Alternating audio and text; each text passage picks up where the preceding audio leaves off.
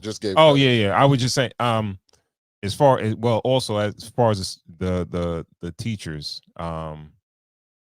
Yeah, mirroring the student body. And my wife, well, we've been to, they had meetings and shit like that where when they were putting the school together and everything like that, and they were saying like all their teachers are certified. But there was another point I was making prior to that. I lost it though. Fuck it.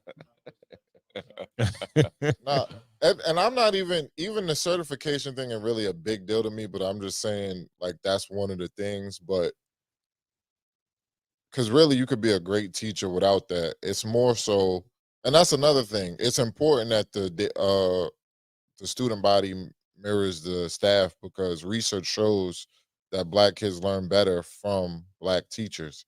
So that's an important thing because it's research that backs it. But that's just one of the things I'm saying. Like, in a lot of these schools are super strict. Like, kid can't sneeze in the classroom. Isn't strict better? Like, strict is not better? Nah, you need a balance. You need a balance of strict and, ease. Okay. I remember one time I was working at a charter, and one of my students who was the valedictorian at the school student never did nothing wrong, had straight A's. She came to school with a plant on her socks. Like it could be mistaken for like a cannabis plant or whatever. She had in-school suspension the whole day.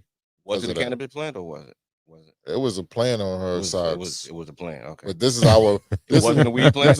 This is also. It probably was. When she was. It didn't warrant the in-school suspension? No, it didn't. No, no, because that don't even make sense.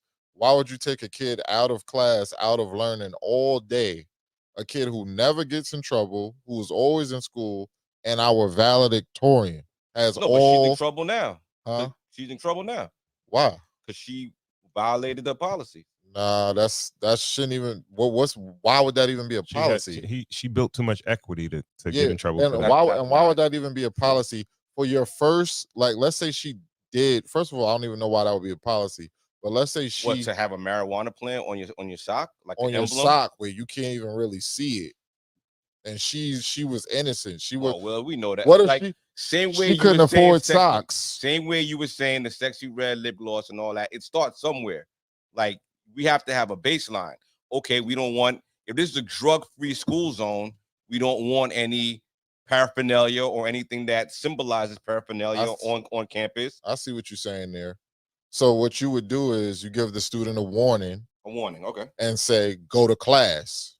Here, put on some new socks, go to class. Right. Not you miss a whole day of class for that infraction. Yeah. And it's a student who makes your environment better, who helps other kids learn. Because you know how it is. We were always in school when some kids may not want to raise their hand, the kid who raising their hand with all the answers, that helps the class move along. It does. So how you? Yeah, but you're also there to teach that child wrong and right. So same way, if it was like something that's illegal in a car, like a child, someone smoking crack on the way to school. I don't know, like, all right, but it's like, all right, yo, it was just one crack rock. You know what I mean?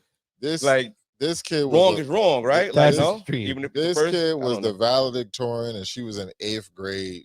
It don't take that long to let her know she made a mistake. I think she learned a valuable lesson that day. Look, no, she didn't. She learned she learned something that these white principals and stuff like that are racist and don't care about her education. That's racist, man. That's what she learned. Yeah.